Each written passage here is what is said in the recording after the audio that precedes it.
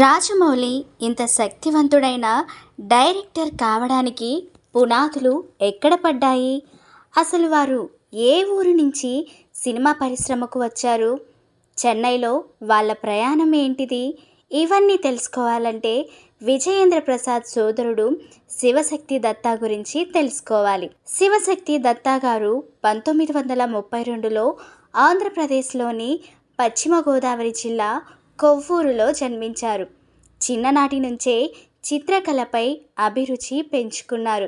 ఇంటి వారిని ఒప్పించకుండా ముంబై వెళ్ళి ప్రఖ్యాత సర్ జె స్కూల్ ఆఫ్ ఆర్ట్స్లో డిప్లొమా చదివారు. చదువు పూర్తయ్యాక కొంతకాలం చిత్రకళా ఉపాధ్యాయుడిగా పనిచేశారు.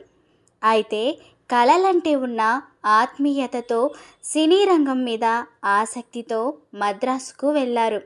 అక్కడ చిన్న చిత్రాల పనుల ద్వారా పరిశ్రమలో అడుగుపెట్టారు. ఆర్థిక ఇబ్బందుల వల్ల మొదటి ప్రయత్నమైన పిల్లన గ్రోవి సినిమా పూర్తవ్వలేదు. అప్పట్లో ఆయన స్నేహితుడి ద్వారా దర్శకుడు కె రాఘవేంద్ర గారితో పరిచయం ఏర్పడింది. ఆస్కార్ విన్నింగ్ సాంగ్ నాటు నాటుపై విమర్శలు చేసి సడన్గా వార్తల్లో నిలిచారు శివశక్తి దత్తా. ఈయన కీరవాణికి స్వయాన తండ్రి, రాజమౌళికి పెద్దనాన్న. ఆర్ఆర్ రైటర్ విజయేంద్ర ప్రసాద్కి అన్నయ్య అవుతారు. Shivashakti Datta lyricist, story writer. గతంలో శివశక్తి దత్తా విజయేంద్ర ప్రసాద్ కలిసి పనిచేశారు. జానకి రాముడితో పాటు పలు హిట్ చిత్రాలకు కథలు అందించారు. ఆర్ఆర్ మూవీలో కీరవాణి స్వరపరిచిన నాటు నాటు సాంగ్ ఆస్కార్ గెలుచుకుంది. అయితే అదో గొప్ప పాట కాదని ఆయన తన అభిప్రాయాన్ని చెప్పుకొచ్చారు. కీరవాణి కెరీర్లో ఎన్నో అద్భుతమైన సాంగ్స్ చేశారు. నాటు నాటు సాంగ్ గొప్ప సాంగ్ కాదు, చెప్పాలంటే అదో పాటనా, అందులో సంగీతం ఎక్కడుంది? 5,000కు పైగా చంద్రబోస్ సాంగ్స్ రాశారు. నాటు నాటు సాంగ్లో ఏముంది అని ఆయన మాట్లాడారు.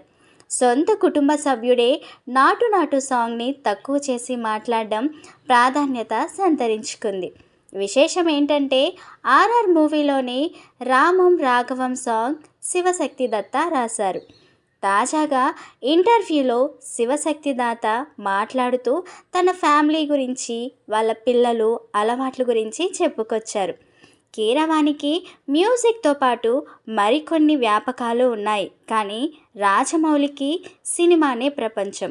అతడు ప్రతి ఒక్క నిమిషం సినిమా గురించే ఆలోచిస్తాడు. మేమందరం ఎప్పుడైనా సరదాగా అలా కాసేపు పేకాట ఆడుతాం. అప్పుడు కూడా సినిమాల గురించే చర్చిస్తాడు. తన సినిమాలో సన్నివేశాలు ఎలా ఉండాలో మనసులో అనుకుంటూ ఉంటాడు. రాజమౌళికి మందు, సిగరెట్ వంటి చెడు అలవాట్లు కూడా లేవు. ఈ రోజుల్లో మందు అలవాటు లేని మూవీ డైరెక్టర్ ఎవరైనా ఉన్నారు అంటే అది ఒక్క రాజమౌళినే అని శివశక్తి దత్తా చెప్పుకొచ్చారు.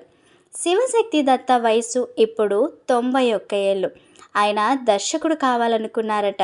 ఆ కోరిక ఈ వయసులో నెరవేర్చుకుంటున్నానంటూ చెప్పుకొచ్చారు. సో ఫ్రెండ్స్, విన్నారు కదా, తన పని మీద ఉన్న ఇష్టాన్ని అలవాటుగా మార్చుకున్నాడు. అందువల్లే రాజమౌళి ఇంతటి గొప్ప డైరెక్టర్ కాగలిగాడు.